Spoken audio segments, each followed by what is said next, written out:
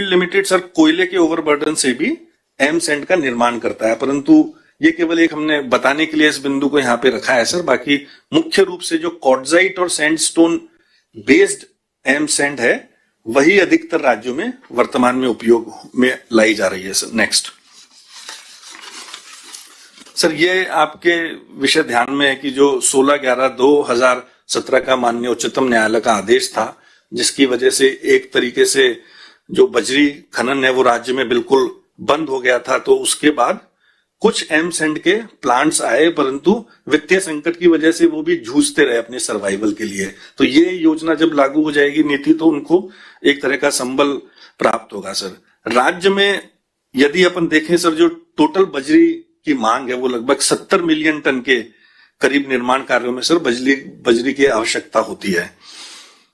और जो अभी वर्तमान में सर विभाग ने व्यवस्था कर रखी है सर, बीकानेर में पेलियो चैनल्स में 77 खनन पट्टे वो पहले से ही ग्रांटेड है। पेलियो चैनल्स का मतलब है सर, पहले कभी वहां नदी बहती थी और वो अब नदी का जो अस्तित्व है वो खत्म हो गया है, परंतु यदि थोड़ा डेप्थ में जाएं और कुछ जगह सरफेस पे भी वो सदियों पुरानी नदियों की जो बजरी वो वहां पे उपलब्ध है। तो वहां अभी नदी नहीं है सर, कोई पेरिनियल रिवर नहीं है और अधिकांश जगह तो किसी भी प्रकार से नदी बहती हुई नहीं दिखेगी, परंतु पुरानी बजरी है। और बीकानेर ही एक ऐसा क्षेत्र है राजस्थान में जिसमें पूर्व से ही बजरी के पट्टे वहां दिए जाते रहे हैं सर। तो एक वो स्थान है सर। और जो अभी वर्तमान सरकार ने सर आने के बाद एक खातेदारी भूमि में बजरी के खनन पट्टे देने की नीति बनाई थी सर, उसके तहत सर लगभग 194 के करीब खनन पट्टे हैं जो विभाग द्वारा आवंटित किए गए थे सर। इनका जिलेवार विवरण यहाँ पर ये उपलब्ध है सर। इसमें सबसे अधिक नागौर में है, फिर जोधपुर, फिर पाली, बाड़मेर, जालोर, अजमेर और फिर जो अन्य जिले हैं उसमें 3-4 की संख्या में है सर। ये जो निजी खातेदारी की भूमि में खनन पट्टे देने की योजना थी सर, उससे भी एक प्रकार का जो है सपोर्ट बजरी के जो मार्केट में व्यवसाय में मिला था सर। हालांकि अभी जो सीईसी ने रिपोर्ट दी है अपनी सुप्रीम कोर्ट में, उसमें उन्होंने इस बिंदु के बारे में ये कहा है कि इस पे राज्य सरकार को पुनः विचार करना चाहिए, क्योंकि निजी खातेदारी भूमि में खनन पट्टों को लेकर के कई बार अवैध खनन भी बजरी का होता है नदी क्षेत्र से ही। परंतु उसमें हमने सर जो अभी जवाब दिया है सर, जैसे माननीय मंत्री महोदय से चर्चा हुई थी उसके बाद, कि ये कोशिश कर रहे हैं कि निजी खातेदारी भूमि में बजरी के खनन पट्टे दिए जाए और उस पर विभाग अधिक से अधिक ऐसा नियंत्रण करे, रेगुलेशन करे कि उसकी आड़ में अवैध खनन नहीं हो सर। एम सैंड के अभी जो वर्तमान में प्लांट है सर, तो उससे एक तो एम सैंड और जो क्रशर चलते हैं सर जो गिट्टी के, उससे जो क्रशर डस्ट निकलती है उसका निर्माण जैसे मैंने बताया सर, ऑलरेडी काफी प्लांट्स यहाँ पे लगे हुए हैं सर। और जो 20 एम सैंड इकाइयां हैं, जो बड़ी इकाइयां हैं, वर्तमान में वो जयपुर में, दौसा में, जोधपुर और भरतपुर जिले में क्रियाशील है सर ये इकाइयां। और जो अभी नीति आज जो औपचारिक रूप से सर लॉन्च करेंगे, उसमें जो पुराने प्लांट हैं उनके लिए भी कुछ सुविधाएं अपन दे रहे हैं। अधिकांश जो सुविधाएं या रियायतें हैं वो नए प्लांट के लिए या पुराने प्लांट के एक्सपेंशन के लिए है, परंतु इनको रॉ मटेरियल देने के लिए पुराने प्लांट्स के लिए भी कुछ प्रावधान रखे हैं सर, जो आगे आएंगे तो मैं उसके बारे में निवेदन करूंगा सर। और वर्तमान में प्रतिदिन 20,000 टन एम सैंड का निर्माण राज्य में हो रहा है सर। जो सर मुख्य उद्देश्य है सर एम सैंड नीति लाने के सर, तो उसमें जैसा कि पूर्व में भी मैंने निवेदन किया सर कि जो 2017 का माननीय सुप्रीम कोर्ट का जो आदेश था सर, उसकी वजह से जो बजरी की उपलब्धता काफी कम हो गई थी। एक तो उस संकट को खत्म करने के लिए सर, और एक सर मतलब आम रूप से सर ये बात आती रहती है, मतलब समाचार पत्रों के माध्यम से, जनप्रतिनिधियों के माध्यम से भी, कि खनन की वजह से ऐसे काफी जिले हैं सर राज्य में जिसमें ओवरबर्डन इतनी बड़ी मात्रा में इकट्ठा हो गया सर कि एक तरह के नए पहाड़ के पहाड़ बन गए हैं सर। और अगर सड़क से भी निकलते हैं, इस चीज को लेकर के sir ministry of environment forest के भी कई प्रकार के निर्देश हैं, और जो खनन व्यवसायी हैं सर उनको भी काफी समस्या आती है, क्योंकि अब जो नए एनवायरनमेंट के जो प्रोविजंस और कानून आ गए हैं सर, प्रावधान, उसके अंदर ये है कि जो लीज धारक है ये पूर्ण रूप से उसी की जिम्मेवारी है कि जो उसका ओवरबर्डन या वेस्ट मटेरियल है उसका वो इको फ्रेंडली तरीके से उसका निस्तारण करे। तो एक ये बहुत बड़ी समस्या का सर समाधान होगा अगर ये एम सैंड नीति में अधिक से अधिक प्लांट आगे लग पाते हैं। इसमें सर एक जरूर समस्या रहेगी सर कि जो ओवरबर्डन है वो कई प्रकार के ओवरबर्डन है सर, क्योंकि अलग अलग मिनरल्स का खनन होता है सर राज्य में।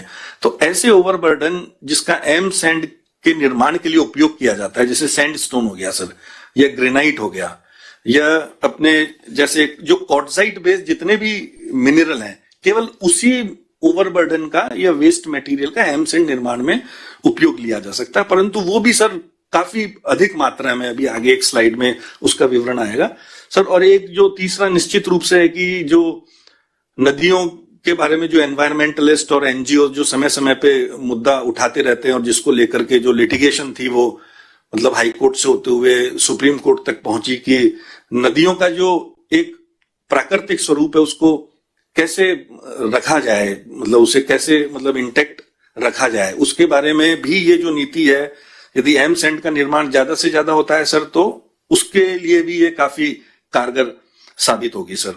और खनिज आधारित उद्योग सर एक तरीके का वैल्यू एडिशन है सर, क्योंकि जब अगर मैन्युफैक्चरिंग प्रारंभ होगी तो रोजगार भी मिलेगा, नया इन्वेस्टमेंट भी आएगा, लोग इसको लगाएंगे भी सर। तो सर मोटा मोटा यह है कि नदियां संरक्षित हो सकेगी सर, और जो ओवरबर्डन वेस्ट मटेरियल पड़ा है वो उसका भी उपयोग हो सकेगा सर, और अधिक निवेश होगा तो रोजगार भी उपलब्ध होगा सर राज्य में। नेक्स्ट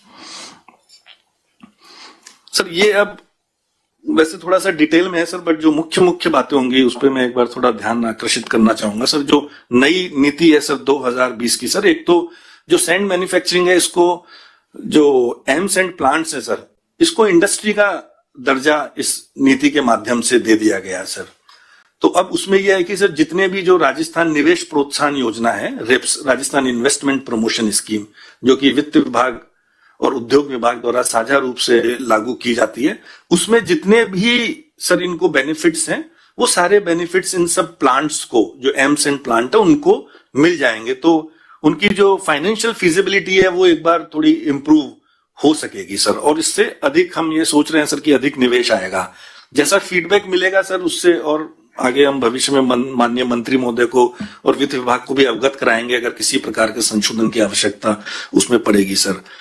और सर इसमें एक ये विशेष बात है कि जो नए प्लांट्स के साथ साथ अगर पुराने प्लांट भी हैं सर, जैसे नवीन और विस्तारित इकाइयां जो इसमें लिखा है, तो यदि कोई एक्सपेंशन करना चाहेगा अपने मौजूदा प्लांट का, तो उसको भी जो उसकी एक्सपेंशन वाला इन्वेस्टमेंट की लिमिट है, जो एडिशनल इन्वेस्टमेंट करेगा, उसके ऊपर भी सर उसे वो तमाम लाभ प्राप्त होंगे सर, जो 2019 की निवेश प्रोत्साहन योजना में राज्य सरकार दे रही है सर। तो उसके अंदर सर ये ब्रीफ में है सर, एक तो 75% तो जीएसटी के हिसाब से उसको इन्वेस्टमेंट सब्सिडी मिलेगी सर 7 साल के लिए। दूसरा सर जो अपने एम्प्लॉयमेंट सब्सिडी है सर, ईपीएफ और ईएसआई का जो पेमेंट वो करता है, तो उसका 50% तक का उसको बेनिफिट 7 साल के लिए, जितना उसका एम्प्लॉयमेंट होगा सर, जो रजिस्टर्ड एम्प्लॉयमेंट, वो लाभ सर राज्य सरकार देगी। इलेक्ट्रिसिटी ड्यूटी पे सर 100% उसको छूट मिलेगी 7 साल के लिए। फिर उसको सर लैंड टैक्स पे 100% छूट मिलेगी सर 7 साल के लिए, क्योंकि ये भी वार्षिक रूप से लेवी किया जाता है सर। और जो वन टाइम ड्यूटी है सर, स्टाम्प ड्यूटी, जैसे कोई नया प्लांट लाता है या अतिरिक्त भूमि की खरीद करता है सर, तो उस पे भी उसको स्टाम्प ड्यूटी पे पूरी छूट प्राप्त होगी सर। ये जो बिंदु है सर, ये ऑलरेडी अपनी इन्वेस्टमेंट प्रमोशन स्कीम में जो इस नीति के नई नीति के माध्यम से एम सैंड प्लांट को सबको अपन ने उपलब्ध करा दिए हैं सर। नेक्स्ट सर, एक यदि निवेश 2 करोड़ से ऊपर का है सर किसी एम सैंड प्लांट में, क्योंकि कोई बहुत बड़ा प्लांट भी लगा सकता है सर, कोई छोटा प्लांट भी लगा सकता है, यदि 2 करोड़ या उससे अधिक का निवेश करता है सर इकाई में, तो उसको ये कुछ एडिशनल बेनिफिट्स हैं सर। जैसे एसजीएसटी में उसको 25% अधिक निवेश सब्सिडी मिल जाएगी सर। एक बार बैक जो ना, जैसे वहां पे सर उसको 75% मिल रही थी निवेश सब्सिडी यदि 2 करोड़ से कम था, और अगर ऊपर का है तो उसको 25% एक्स्ट्रा मिलेगी, तो उसको 100% इन्वेस्टमेंट सब्सिडी मिल गई। नेक्स्ट आना, इसका ये मतलब है सर कि जितना वो काम करेगा और जितना जीएसटी का पैसा वो स्टेट जीएसटी जो जमा कराएगा राज्य सरकार को, तो वो पूरा का पूरा पैसा 7 साल तक जितना अपना इन्वेस्टमेंट का वो पोर्शन निकाल सकता है, वो उसको पूरा पैसा रिटर्न हो जाएगा सर। सपोज अगर किसी ने यूं माने सर 5 करोड़ रुपए का इन्वेस्टमेंट किया एक इकाई लगाने के लिए, और जितना वो उसमें काम कर रहा है, प्रोडक्शन कर रहा है एम सैंड का, उसमें से अगर 3 करोड़ तक का उसने SGST जमा कराया, अगर वो अपनी इतनी फुल कैपेसिटी पे काम कर रहा है, तो 3 करोड़ का उसको पूरा लाभ 7 साल की अवधि में मिल जाएगा। तो 7 साल का इसमें इसलिए रखते हैं सर नॉर्मली कि जो बोरोइंग वगैरह होती है बैंक से, वो भी मोटा मोटा 7 से 13 साल के बीच की चलती है। तो उधर तो इंटरेस्ट सब्सिडी अपन ने दे दी सर उसको, और इधर उसको इन्वेस्टमेंट सब्सिडी भी मिल गई सर। तो एक ये बहुत बड़ी रिलीफ है सर, जिससे इन लोगों को लाभ होगा सर। और दूसरा सर, जो टर्म लोन है सर, उस पे भी 5% इंटरेस्ट सब्सिडी उसको 5 साल के लिए एक्स्ट्रा मिल गई, बट उसको कैप कर दिया कि 25 लाख तक रुपए, 25 लाख 1 साल तक, इतनी उसको लिमिट सब्सिडी, इंटरेस्ट सब्सिडी की मिल जाएगी जो उसने बोरोइंग की है सर, जो लोन लिया है सर। और तीसरी कैटेगरी है सर कि जो प्लांट और मशीनरी पे उसने एक्सपेंडिचर किया 20% निवेश के बराबर, उसको एक ये तीसरी कैटेगरी की सब्सिडी है सर जो देंगे। ये बड़े प्लांट्स के ऊपर अपन दे रहे हैं। और सर इसमें जैसा मैंने विभाग से भी फीडबैक लिया था कि जो अभी प्लांट्स अपने लगे हुए हैं सर, जो 20 के करीब जैसा पहले बताया, तो उसमें अधिकांश प्लांट 2 करोड़ से निवेश के ऊपर के ही लगेंगे सर, ये लाभ लेने के लिए सर। बाकी जैसा आने वाले 5-6 महीने में जो फीडबैक आएगा सर, हम वापस पुनः निवेदन कर देंगे सर आपको। सर एक अब जो दूसरा बेनिफिट जो देने जा रहे हैं सर, वो ये है कि मेजनरी स्टोन के जो खनन पट्टे आवंटन है सर, उसमें जो भी अब ऑक्शन करेंगे प्लॉट बना करके सर, उसकी कार्य योजना सर, जैसा गत बैठक में आपने निर्देश दिए थे, वो हमने कार्रवाई प्रारंभ कर दी और डिलिनेशन हमारे इस तरह से हमने काफी कर लिया है सर। तो उसमें 2 प्लॉट मिनिमम सर उसमें रखे जाएंगे एमसैंड इकाई के लिए, कि वो प्लॉट उन्हीं को प्राथमिकता दी जाएगी। अभी तो अपन ऑक्शन करते हैं सर तो कोई भी लेता है, बट 2 प्लॉट अपन उसलिए रखेंगे कि जो एमसैंड प्लांट लगाएगा उसी को हम वो 2 प्लॉट देंगे सर। सर अब मतलब अभी तो हमने 2 का ही सोचा है सर, नॉर्मली जैसे 30-40 के बनते हैं, बाकी अब एक क्षेत्र है क्या उसको सर 2 की संख्या की जगह अपन परसेंटेज में सेट करते हैं सर। अगर ज्यादा नीलामी हो तो ज्यादा हो जाएगा, उसमें अभी परसेंटेज का थोड़ा ही है, नहीं है शायद डिस्ट्रिक्ट वाइज जो ऑप्शन होगा इसमें 2 प्लॉट। हाँ सर, उसको और एक बार विचार कर लेते हैं, अभी उसमें नहीं है सर, तो उस पर एक बार विचार कर लेते हैं सर। 2 कैटेगरी, एक तो जो ओवरबर्डन उठाएगा सर वो, और एक अपन प्लॉट देंगे, मतलब राज्य सरकार उसको प्लॉट देगी। तो ये वाला है, तो जैसा माननीय मंत्री महोदय कह रहे हैं कि उसकी संख्या ये तो प्रतिशत में रखी जाए, जैसे अभी ये है कि जैसे SC/ST कैटेगरी के लिए अपन परसेंटेज टर्म्स में वो डिसाइडेड है सर उसमें, तो उसके अनुरूप, हाँ उसके अनुरूप एक बार देख लेते हैं तो वो अधिक संख्या में। ये सर अभी इसलिए रखा हुआ था इसमें कि अपने को पता नहीं कि रेस्पॉन्स कैसा प्राप्त होगा विभाग को, परंतु इस विषय पे एक बार विचार कर लेते हैं सर, आपसे चर्चा करके अगर कोई संशोधन की आवश्यकता होगी तो उसको देख लेंगे सर। दूसरा सर, ये एक मेजर विषय है सर, जिसपे भी पहले मैंने थोड़ा सा बताया था सर कि ओवरबर्डन जो इकट्ठा हो रहा है सर, जो डंप्स बने हुए हैं, जो वेस्ट मटेरियल, ऊपर वाला तो बिंदु हो गया कि राज्य सरकार खुद पट्टे देगी सर अलग से। अब ये दूसरा हो गया कि उसके उपयोग के लिए, तो उसमें सर 2 तरह के ओवरबर्डन है। एक तो जो लीज अपन ने ग्रांट की हुई है उसी में ओवरबर्डन डाल रखा है सर लेसी ने, और दूसरा है कि अपने लीज एरिया से बाहर भर रखा है सर उनने। नॉर्मली होता है कि लोग आइडेंटिफाई करके राज्य के भूमि पे डाल देते हैं सर।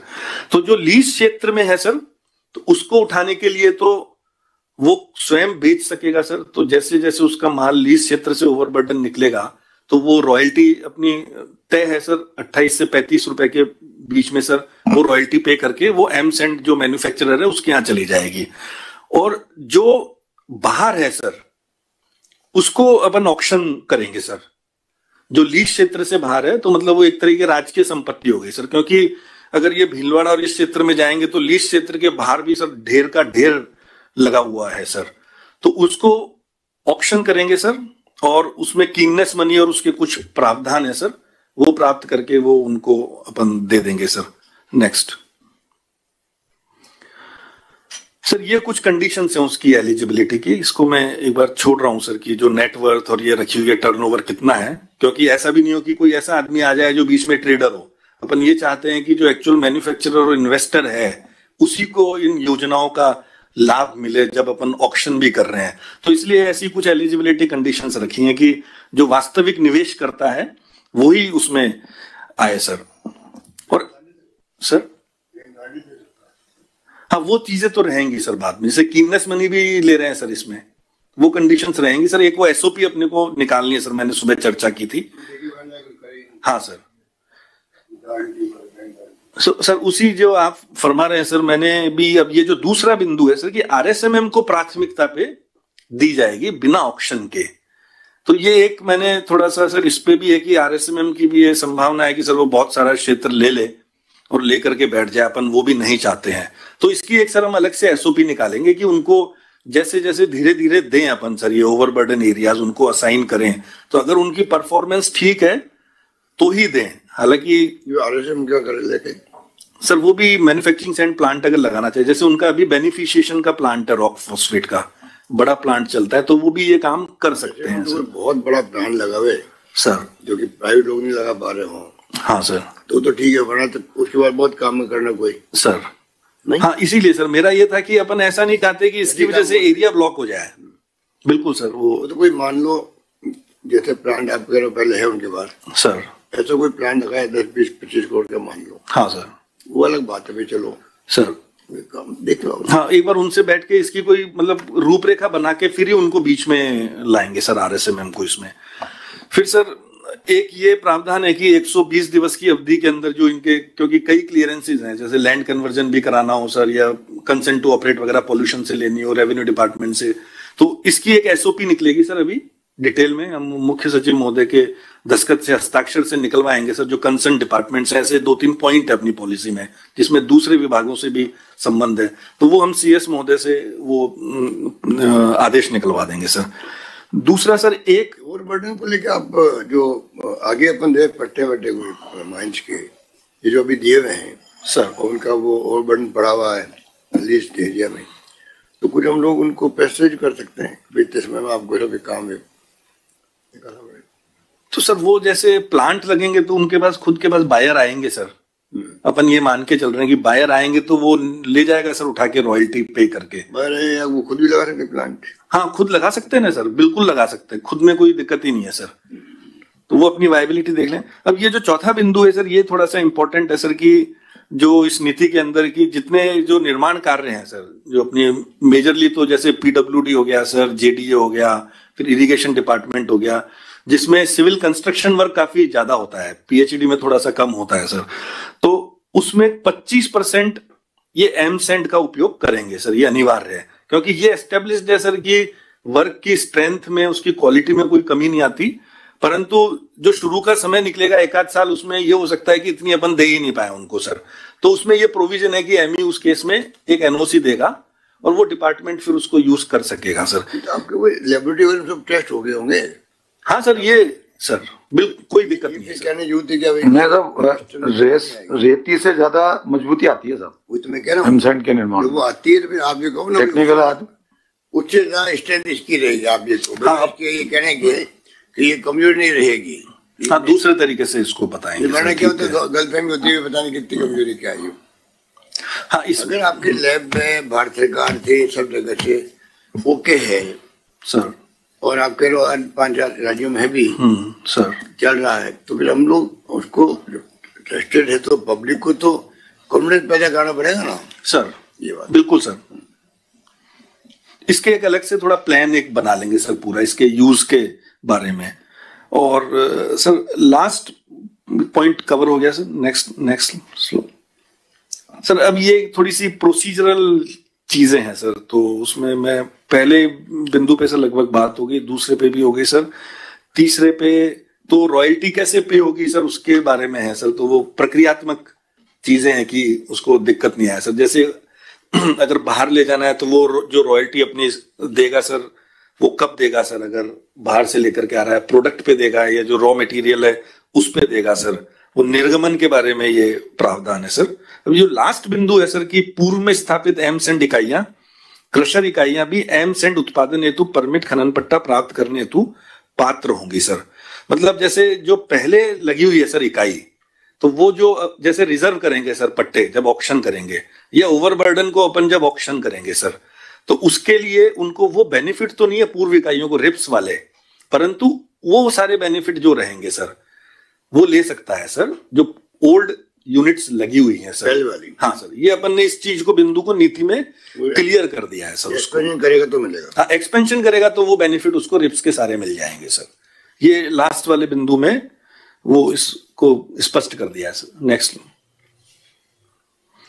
अब सर ये जो वर्तमान में अभी स्थिति है, जो ओवरबर्डन जो एमसेंड के रूप में काम आ सकता है सर। ओवरबर्डन तो बहुत है सर, जैसे अगर इधर जाएंगे रामगंज मंडी वगैरह, आपको ध्यान होगा सर, क्योंकि मैं भी कोटा कलेक्टर रहा हूं, तो वो काम में नहीं आ सकता सर इसमें। वो अभी मैं चर्चा कर रहा था, क्योंकि वो लाइमस्टोन है सर, तो वो एमसेंड में काम में नहीं आएगा। हाँ सर, परंतु जो क्वार्टजाइट बेस्ड है सर, वो सारा काम में आ जाएगा सर। तो इन सब का अगर ये लाख टन में है सर, अगर अपन टोटल निकालते हैं तो ये लगभग अपने पास 1000 मिलियन टन के करीब है सर। ये मटेरियल 1000 मिलियन टन बैठ जाता है सर। तो इसमें जो सबसे अधिकांश मात्रा है सर, वो एक तो भीलवाड़ा में है सर, फिर बूंदी में है। भीलवाड़ा बूंदी एक ही बेल्ट हो गई सर, बिजोलिया और बूंदी टच करते हुए वो पूरा वही बेल्ट है सर। फिर उदयपुर में काफी क्षेत्र है सर, और चित्तौड़गढ़, सिरोही और अजमेर।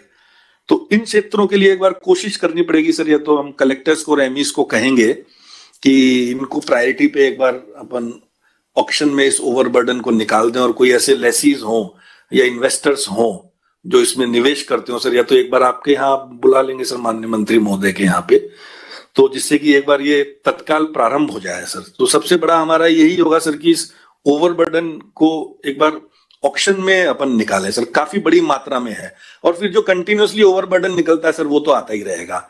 ये तो जो ओल्ड स्टॉक है वो पड़ा है सर। नेक्स्ट लो।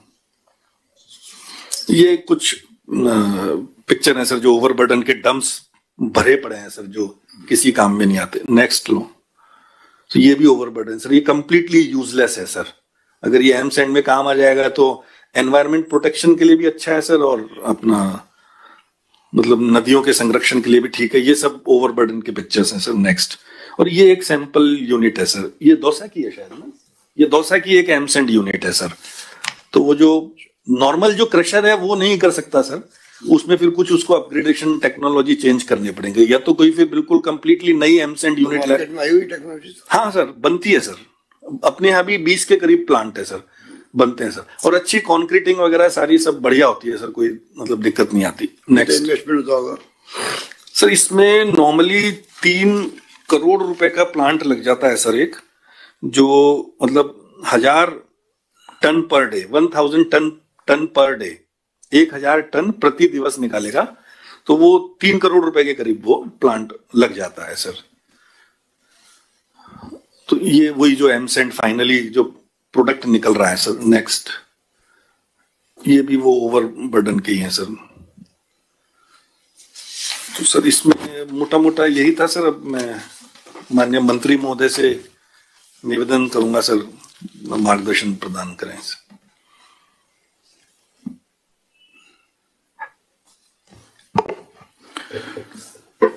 राजस्थान के लोकप्रिय यशस्वी मुख्यमंत्री परम सम्माननीय आदरणीय गहलोत साहब, प्रमुख शासन सचिव खान सम्माननीय अजिताभ जी, यहाँ उपस्थित अन्य अधिकारीगण, अत्यंत हर्ष का विषय कि आज माननीय मुख्यमंत्री जी के द्वारा राजस्थान एमसेंड नीति 2020 का लोकार्पण किया जा रहा है। इस नीति को तैयार करना राज्य सरकार की उच्च प्राथमिकता में शामिल रहा। विधानसभा चुनाव 2018 में कांग्रेस पार्टी मैनिफेस्टो में प्रदेश में बजरी खनन की समस्या का प्राथमिकता के आधार पर यथोचित समाधान का वादा हमने जनता से किया था। माननीय मुख्यमंत्री जी की भावनाओं के अनुरूप खान विभाग ने बजरी समस्या के लिए कई कड़े कदम उठाए, समय समय पर विशेष अभियान चलाए, खातेदारी भूमि में पट्टे जारी किए। इसी क्रम को आगे बढ़ाते हुए माननीय मुख्यमंत्री जी द्वारा नदी बजरी के विकल्प के लिए वर्ष 2019-20 के बजट भाषण में एमसेंड नीति की घोषणा की गई। मुख्यमंत्री जी की भावनाओं को मद्देनजर रखते हुए विभाग के अधिकारियों ने विभिन्न राज्यों की एमसेंड नीति का अध्ययन कर उससे अधिक प्रभावी नीति तैयार की। इस नीति को तैयार करने में जिन अधिकारियों का योगदान रहा, उनका भी मैं इस मौके पर आभार व्यक्त करता हूं। नीति में ही लचीला रुख अपनाते हुए भविष्य की आवश्यकताओं के लिए सुधार का प्रावधान भी इसमें किया गया, ताकि आगे जो जो कमियां इसमें महसूस हों उसके अनुरूप जैसा फीडबैक आए बाजार से उसके अनुरूप उसमें परिवर्तन किया जा सकता है। आज माननीय मुख्यमंत्री जी द्वारा लोकार्पित की जा रही राजस्थान एमसैंड नीति 2020 राज्य में बजरी उपलब्धता को दूर करेगी। राज्य में बजरी खनन पर सर्वोच्च न्यायालय की रोक को मद्देनजर एमसैंड खनिज बजरी का एक सस्ता, सुगम, दीर्घकालीन विकल्प होगा। नई एमसैंड यूनिट को उद्योग का दर्जा रिप्स 2019 के तहत दे परिलाभ मिलने से उद्यमियों को इसका निश्चित लाभ होगा। उद्यमी इसमें आकर्षित भी होंगे और बढ़ चढ़ के इसमें भाग लेंगे, ऐसी संभावना बाजार से फीडबैक आया है। साथ ही उत्पादित एमसैंड को बाजार उपलब्ध कराने की दृष्टि से राजकीय निर्माण कार्यों में न्यूनतम 25% एमसैंड का उपयोग अनिवार्य किया गया है। इस कारण ये नीति उद्यमियों को लाभकारी सिद्ध होगी। साथ ही नवीन एमसैंड इकाइयों की स्थापना होने से स्थानीय लोगों को रोजगार के अवसर भी सृजित होंगे और साथ ही ओवरबर्डन का उपयोग भी किया जा सकेगा, जिससे पर्यावरण भी संरक्षित होगा। मुझे आशय नहीं बल्कि पूर्ण विश्वास है कि आज माननीय मुख्यमंत्री जी के कर कमलों से लोकार्पित होने जा रही राजस्थान एमसैंड नीति 2021 अपने उद्देश्यों की पूर्ति में सफल सिद्ध होगी और आम जनता को बजरी की उपलब्धता में आ रही कठिनाइयों को समाप्त हो सकेगी। इसी आशा विश्वास के साथ सभी को बहुत बहुत धन्यवाद। जय हिंद।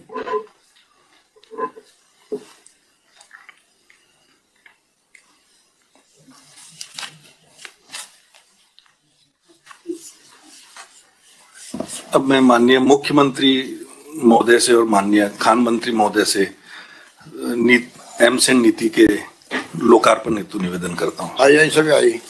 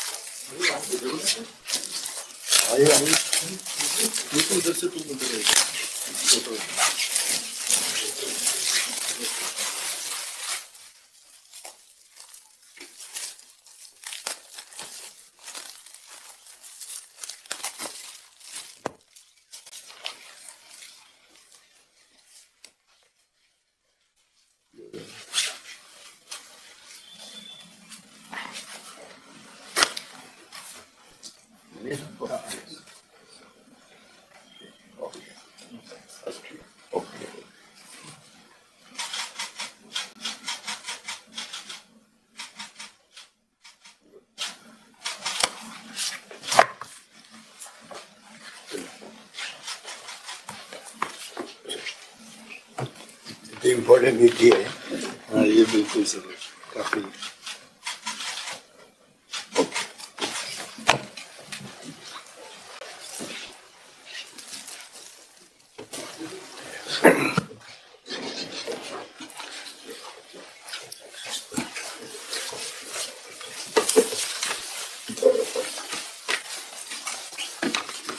माननीय मुख्यमंत्री महोदय से निवेदन करूंगा कि वे हम सभी को अपना मार्गदर्शन प्रदान करें।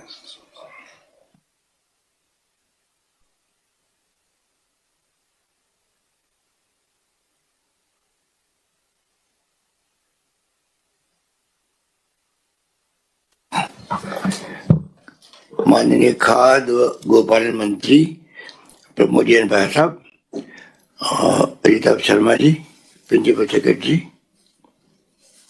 कुंज Bihari Pandya ji, director, Om Prakash Kashra ji, joint secretary, director petroleum, Shrimati Neetu Gaurpal ji, Harsh Sawan Sukha ji, अतिरिक्त निदेशक, NH सक्तावा जी, आरती डोगरा जी और तमाम उपस्थित अधिकारियों। अभी जो प्रेजेंटेशन दिखाया गया और मंत्री जी ने विचार व्यक्त किए, मैं समझता हूँ कि वो अपना आप में एक बहुत बड़ा संदेश है। लंबे अरसे से राजस्थान एमसैंड नीति के बारे में विचार विमर्श चल रहा था आखिर में आज का जो शुभ दिन आया कि आज हम लोग इसका लोकार्पण कर पा रहे हैं। जो प्रेजेंटेशन बताया गया, मैं समझता हूँ कि वो अपना आप में किस रूप में उसको लागू कर सके हैं, अब सारा खेल उस पर डिपेंड करेगा। और मेरे हिसाब से ये एक प्रकार से गेम चेंजर साबित हो सकती, नीति भी और ये पूरी प्रक्रिया भी। और इसका अनुभव राजस्थान से ज्यादा कोई नहीं समझता देश के अंदर। जिस रूप में बजरी को लेके जो विवाद पैदा हुआ और सुप्रीम कोर्ट के फैसले के इंतजार में लंबा समय बीता, उसके कारण से मैं समझता हूं कि इलीगल माइनिंग जिस प्रकार बजरी की हुई है वो एक अपना बहुत बड़ा विवाद बन चुका है। और मैंने भी कहा जब 2 वर्ष पूरे हुए थे सरकार के, तब भी, क्योंकि 2 साल में हमें सबसे ज्यादा तकलीफ हुई है तो ये हुई है कि अवैध रूप से बजरी बड़े रूप में निकाली जाती रही और सब तरह के प्रयास करने के बावजूद भी, क्योंकि जब जनता को जरूरत जिस चीज की है और उसका विकल्प कोई दूसरा नहीं है तो नेचुरल है कि फिर उसका अवैध खनन होगा और उसकी भरपाई सरकार को तकलीफ के साथ में करनी पड़ी। अब मैं उम्मीद करता हूं कि जो कमेटी आई है सुप्रीम कोर्ट की, उसके माध्यम से जल्दी फैसले होंगे, सुप्रीम कोर्ट में जल्दी सुनवाई होगी और फैसले आने के बाद में कितना जल्दी शीघ्र लीगली खनन होने लग गया है, इसका हमें बहुत बेसब्री से इंतजार भी है। परंतु ये जो एमसेंड नीति एक प्रकार से एक नवाचार कह दीजिए, कुछ राज्यों में है, परंतु अगर देखा जाए तो जो नीति आपने बनाई है, मैं साधुवाद देता हूँ डिपार्टमेंट के तमाम अधिकारियों को, मंत्री जी के नेतृत्व में जो ये काम किया गया है, उसके कारण से बड़े रूप में राजस्थान में संभावना है, क्योंकि माइनिंग के एरिया राजस्थान में बहुत ज्यादा है और जहाँ पर ओवर बर्डन के ढेर लगे हुए हैं हम देख रहे हैं, उसे छुटकारा मिलेगा। पर्यावरण की दृष्टि से बहुत बड़ा कदम होगा और रोजगार की दृष्टि से एक ऐतिहासिक कदम होगा।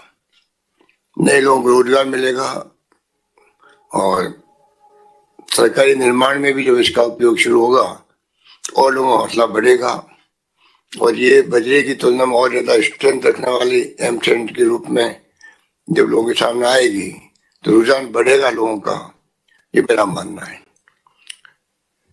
जो प्रोत्साहन दिया गया है, मैं समझता हूँ कि वो काफी स्वागत योग्य है। प्रोत्साहन के प्रचार प्रसार ढंग से हो, युवाओं को गाइड करने की आवश्यकता है, क्योंकि कोई नीति बनती है, कोई फैसले होते हैं, परंतु जब कोई इन्वेस्टर आगे आता है तो उसको मार्गदर्शन की आवश्यकता होती है। हर डिपार्टमेंट में हर जगह अगर उसको हर्डल्स का सामना करना पड़ता है, जो माहौल बना हुआ होता है ऐसा, तो वो व्यक्ति, वो नौजवान आने की हिम्मत ही नहीं करता है, और हिम्मत करता है तो वो अगर इतनी तकलीफ आता है तो फिर आगे दूसरे लोग आने की हिम्मत नहीं करते। इसलिए जरूरी इस बात की भी जरूरत है कि हम एक फोल्डर ये निकाला आपने, इसमें दिया होगा, वरना मैं आपसे आग्रह करूंगा कि एक ऐसा फोल्डर निकालें जो उनको गाइड कर सके। इसी में होगा मेरे ख्याल से, और नहीं तो एक फोल्डर निकाले छोटा सा, तो उसको गाइड करें कि जैसे हम लोगों ने छूट दी है फूड प्रोसेसिंग के अंदर कि जो 10 हेक्टेयर तक की जमीन है खेतों में, तो बिना कोई सरकारी व्यवधान के या सरकार के पास कोई लैंड कन्वर्जन या कोई आवश्यकता नहीं है और आप फूड प्रोसेसिंग की इकाई लगा सकते हैं। उसी प्रकार से अगर हम इनको कुछ गाइडेंस देंगे कि आप क्योंकि जमीन अलॉट करवाने बड़ा मुश्किल काम होता है, अब उसके लिए चक्का गाड़ते रहो जिला प्रशासन में, फिर किसी तरह की डिफिकल्टी आती है, अपन जानते हैं प्रैक्टिकली क्या होता है, तो हौसला टूट जाता है। उसको गाइड करें हम लोग के कहाँ, तो मशीनरी कैसे इसकी प्रायोरिटी मिलेगी, किस प्रकार चीफ सेक्रेटरी थ्रू सर्कुलर जाए कलेक्टरों को, तहसीलदारों को, एसडीओ को, ये एमसेंड नीति नई आई है, लिस्ट के अंतर्गत ये छूट मिली हुई है। और जब सब कुछ छूट दे दी हमने और खाली वो साइट सिलेक्शन के लिए उसको अगर जगह नहीं मिलती है, सब लोग तो खरीद करके आउटराइट सेल से खरीद नहीं पाएंगे, तो कैसे गवर्नमेंट को अलॉट करे, उसको उसमें प्रायोरिटी मिले। एमसेंड का यूनिट लगाने के लिए जमीन के अलॉटमेंट की प्रायोरिटी ये भी आपको तय करनी पड़ेगी, तब जाकर के एक व्यक्ति जो है हिम्मत करेगा। और एक बार जब अगर लाइन लग गई तो इसमें कोई दो राय नहीं कि बहुत बड़े रूप में इस काम को आगे कर सकते हैं। नदियां वैसे भी कम है और निर्भरता भी कम होने आवश्यक है पर्यावरण की दृष्टि से, और 70 मिलियन टन की जो आवश्यकता है तो वो बहुत बड़ी आवश्यकता होती है। तो मुझे उम्मीद है कि वैल्यू एडिशन भी होगा और जो जो ढेर लगे हुए हैं वो भी वास्तव में कई बार चर्चा वैसे बनते हैं, उसमें भी आसानी हो जाएगी। तो ज़्यादा लंबी बात करने की आवश्यकता ही नहीं है। मैं समझता हूँ वेस्ट मैनेजमेंट का भी और इसको जो दर्जा दिया गया है उसमें अपना आप में उसका एक इम्पैक्ट पड़ेगा। तब तो जो इस बात की प्रचार करें, नौजवानों को बैंक से लोन, जमीन अलॉटमेंट, मशीनरी उपलब्धता, अगर ये सब काम भी डिपार्टमेंट की टीम को ही करना पड़ेगा, तब जाकर के आप इस काम को कर पाएंगे और बहुत बड़ा काम होगा। ये मैंने कहा इसलिए गेम चेंजर साबित हो सकता है आने वाले वक्त के अंदर, निर्माण के कार्यों के अंदर भी लोगों को सुविधाएं मिल सकती है। और उस दृष्टिकोण से भी ये बहुत आवश्यक है कि आपने नीति बनाई और ये कैबिनेट में पास हो गई थी, पर आज ये तमाम प्रक्रिया पूरी करके और नीति रिलीज हुई है। इस बात की मुझे बहुत प्रसन्नता है। मैं बधाई देता हूँ डिपार्टमेंट के तमाम अधिकारियों को, मंत्री जी को, और उम्मीद करता हूँ कि इसका इम्पैक्ट पड़ेगा आने वाले वक्त। धन्यवाद सर। धन्यवाद।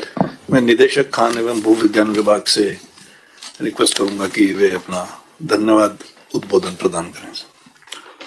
माननीय मुख्यमंत्री महोदय, माननीय खान एवं पेट्रोलियम मंत्री महोदय, प्रमुख शासन सचिव महोदय खान एवं petroleum, SS2 CM Aarti Dogra जी एवं उपस्थित सभी अधिकारीगण, बड़े ही हर्ष का अवसर है कि माननीय मुख्यमंत्री महोदय के कर कमलों से आज राजस्थान एमसेंड नीति का लोकार्पण हुआ।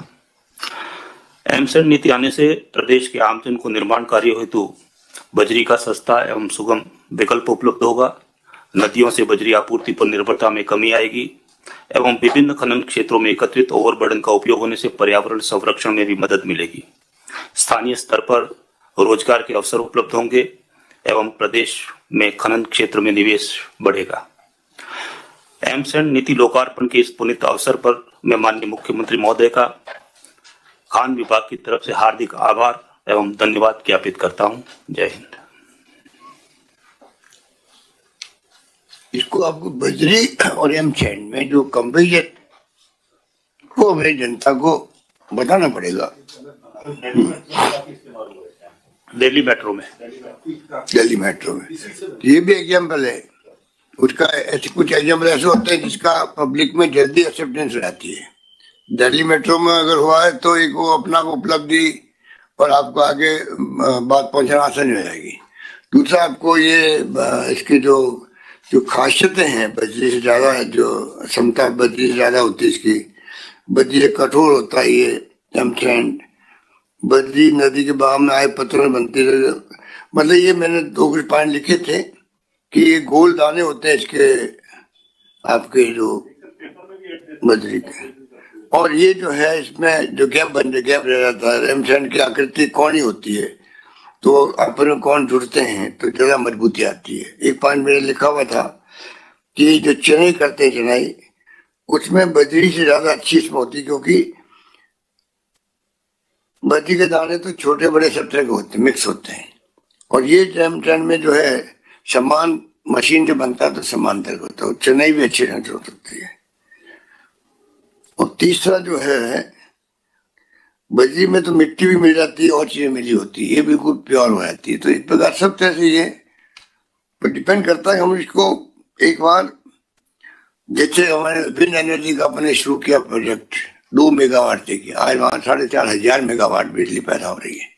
उस वाली बात है। अब आप तो डिपार्टमेंट में रहे हैं, सोलर के अंदर भी हुआ, लोग आ रहे हैं, लाइन लगी हुई है, इसमें लाइन लगे लोगों की, तो रोजगार का रोजगार, पर्यावरण का पर्यावरण, और युवाओं को अवसर मिलेगा, क्योंकि आप सबको सरकारी नौकरी दे नहीं सकते। मेरे ख्याल से ये बहुत अच्छी नीति है और कारगर साबित होगी। ये मशीन कहाँ बनती होगी इसकी?